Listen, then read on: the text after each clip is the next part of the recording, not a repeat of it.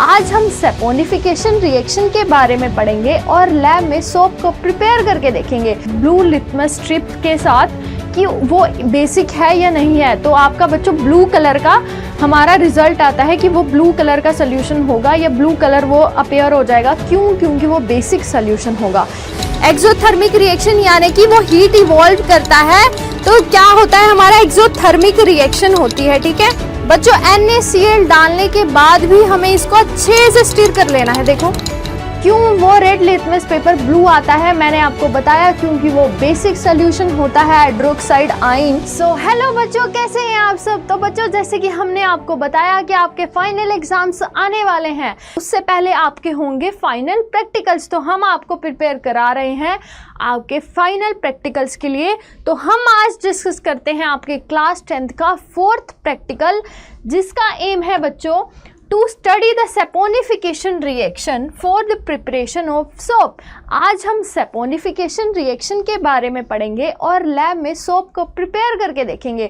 तो यही आज के प्रैक्टिकल का एम है। ठीक है, तो ये एम आ गया। उसके बाद हम क्या लिखते हैं बच्चों, थ्योरी लिखते हैं। तो थ्योरी में हम क्या डिस्कस करते हैं, ऑयल और fat when treated with sodium hydroxide solution get converted into sodium salt और फैटी एसिड्स एंड ग्लाइसरॉल। ठीक है, तो जब हम ऑयल और फैट को ट्रीट करते हैं सोडियम हाइड्रोक्साइड के साथ तो हमें क्या मिल जाता है, हमारा सोप मिल जाता है। ये आपका क्या है बच्चों, केमिकल इक्वेशंस। ठीक है, ये हमें मिलेगा कि ये हमारी आपकी क्या है, ये ऑयल की इक्वेशन है। उसको जब हम सोडियम हाइड्रोक्साइड के साथ ट्रीट करते हैं तो हमें अपना सोप सोल्यूशन मिल जाता है, यानी कि हमें सोप मिल जाता है और हमें क्या मिलता है, ग्लाइसरॉल। ठीक है, यही है saponification reaction. This reaction is known as saponification reaction. ठीक है, एंड सेकेंड लाइन आप हमने क्या ऐड करनी है, it is an exothermic reaction. Exothermic यानी कि वो हीट इवॉल्व करता है।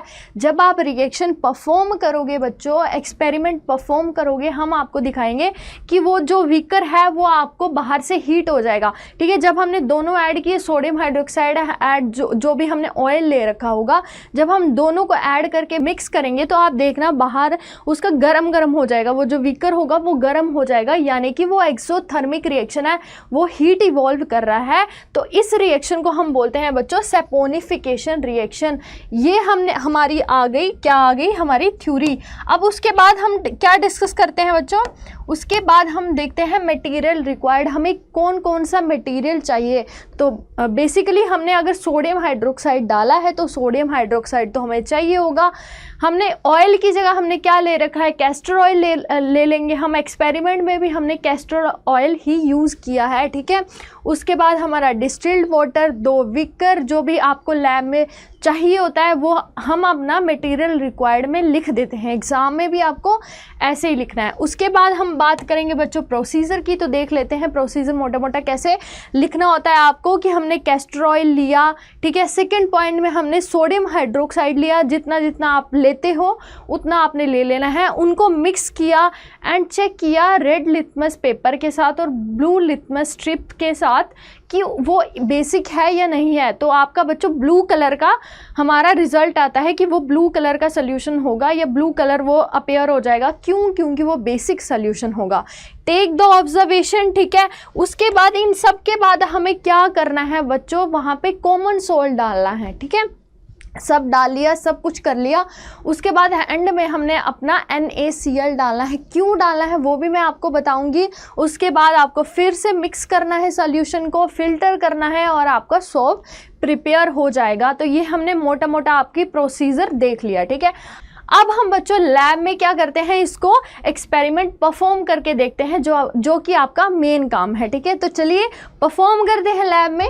अरे मैम, ये मैं क्या सुन रही हूँ, आप बच्चों को सोप बनाना सिखा रहे हो। जी मैम, तो आज हम बच्चों को बताएंगे कि सैपोनिफिकेशन रिएक्शन होता कैसे है, कैसे हम लैब में सोप प्रिपेयर कर सकते हैं। तो चलिए मैम शुरू करते हैं। बिल्कुल। तो मैम यहाँ पे हमने ले रखा है कैस्टर ऑयल विकर में। ठीक है, तो कैस्टर ऑयल क्या काम करता है, फैटी एसिड्स का काम करता है। ठीक है मैम, अब हम इसमें क्या करेंगे, इसमें हम डिस्टिल्ड वाटर डाल देंगे। ठीक है, तो मैं ही स्टार्ट करती हूँ इसमें। जी मैम, आप डिस्टिल्ड वाटर डाल दीजिए।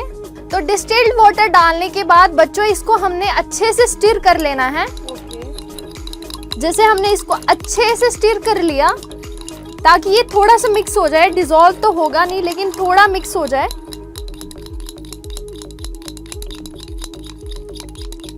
स्टिर करने के बाद अब हम जो इसमें डालेंगे NaOH। क्या डालेंगे हम इसमें? NaOH। NaOH क्या काम करता है हमारा?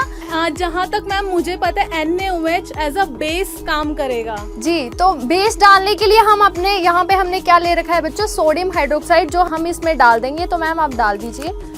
तो ये हमारे पास अभी पैलेट्स हैं, तो ये NaOH अब इसमें ऐड करके फिर से इसे स्टीयर करना है। जी मैम, अच्छे से इसको स्टिर करना है। आपकी लैब में स्टिरर भी होगा, आप उसका भी यूज़ कर सकते हैं। मैंने हाथों का यूज़ किया है। तो आप इसको अच्छे से बच्चों स्टिर कर लेना।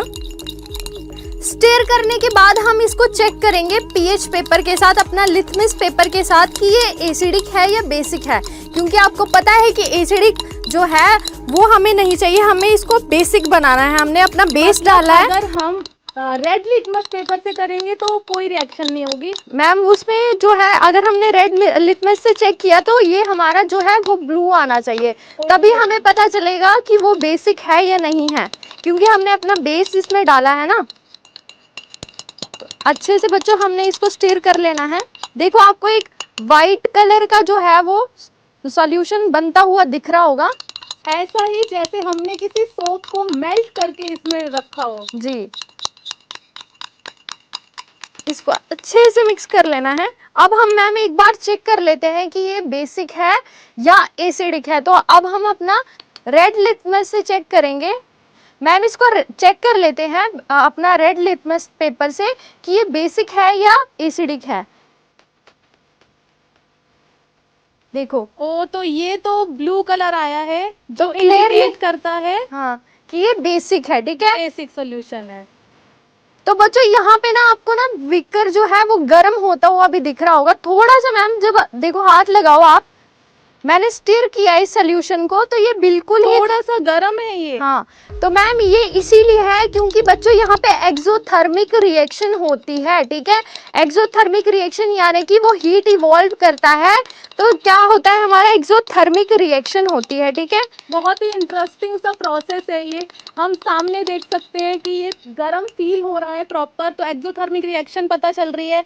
हमने लिटमस पेपर पे देखा कि हमारा ब्लू कलर आया है जो क्लियर इंडिकेट करता है कि ये हमारा जो सॉफ्ट सॉल्यूशन है ये बेसिक है।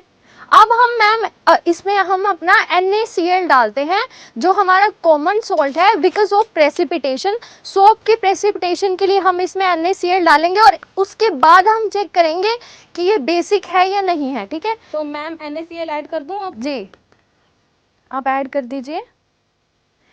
बच्चों NaCl डालने के बाद भी हमें इसको अच्छे से स्टिर कर लेना है। देखो